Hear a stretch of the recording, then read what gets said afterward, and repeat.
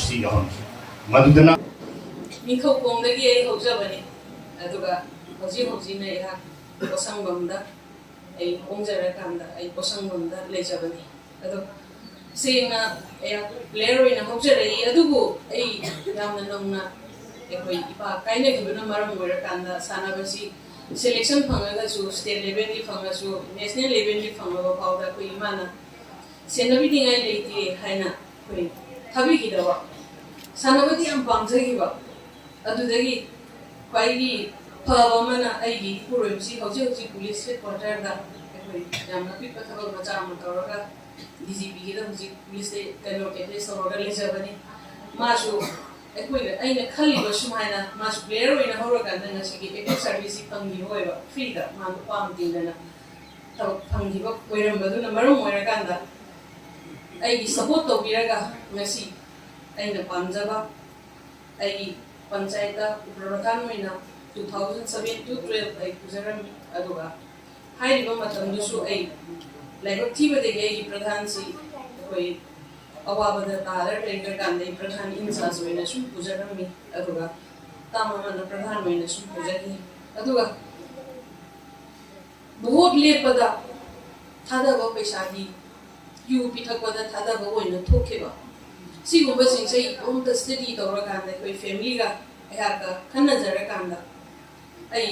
इसम सम ने कोईगी कापोसंगमंगी Koyna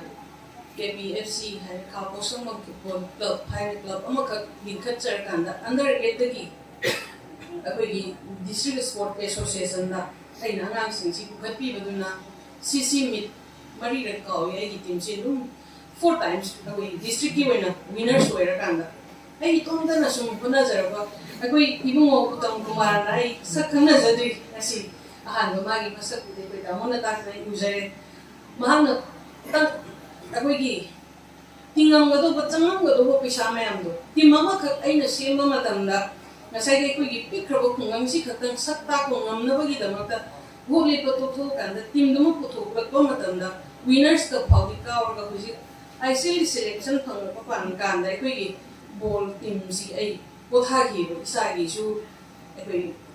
health condition kataba matam khrama yaugi baga adugi potharaga isma pan thokdana leira kansida ekoi gi usugi post oina leiri bai gi nauni pa roni na isamu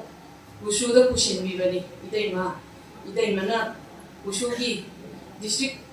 usu association ki parents ki presidency pai bi dragadi ekoi si kitang keno tawdori kai le kitang tawbiu haibadegi ai usuronda mumai konsin jabani adu usuda changi haiduna soi bol idi ai thadu koledi ai club ta sanaba angan mem hoji atopa state ki afau club ta sanaba da player mem ma leidi aduga central job phangi basu mem ma leidi aduga kwaidegi khena bomana football masana ga ekoi usu masana ga tamthina mukheni football masana sina team wa koi bane amana soibada tarama thoibo soimina ba aduga ushu hariba masana sida ekoi category ani le sinda masana haiba amada aduga ekoi gi keno siga to masana ani amana phuna asigi sida masana sina phuna bagi aduga amana demo demonstration tawrakanda ekoi art ki type ta tawboiba aduda ekoi isa singsina ngasi goal lorei ba medals lorei ba singsina ngasai tindana ba phuna ba mapangan kuduk ba gi masana duni ado hairi ba masana sida handaki kenwada uttarakhand da pangthoki ba 38 national games da manipur gi oina hujiki sinda masana sida ekoi medal mari loraki manipur gi oina ni ba sida thangdagi ani yawi haibasi amadi ekoi academy da leide ma army boys da leiba ngani aduga ahum amana ekoi gi ji ekoi gi angang sina san goals lorpa angang dumadi ma job offer ani phangi central government ama manipur government ama job ani phangi buski robinson haina angang ma goals lorpa si adu laibak thibadi na next time ai sani pa suma thangda goal lorpa ge ya sathami akoi sani pa simaksu bronze lorpa ni marks mo hanaki national games to da sumaina lakpasina maram oirakanda khanghodana ekoi roshipina mayam maming taramani kushu masana sigi handa DSP pham pi hibadu DSP ari ba pham si ekoi MPS pass orakanda phangbo pham ni ko adubu masana sida mana Arjun awardee oina phangakhiba amasung mana national the goals of lorokibna maram oirakanda ma graduation loide BA loide ma buji DSP pham governor na lam thokri ni ko ekoi ge kundang na ba paksiba eba lam du de gini ko roshipina si aduna aina haijening badi aina sports ki oina la ko ni na sports to focus tawai ma waro wi badi ade haji isa sing na sanaba chalom dai si yam na wa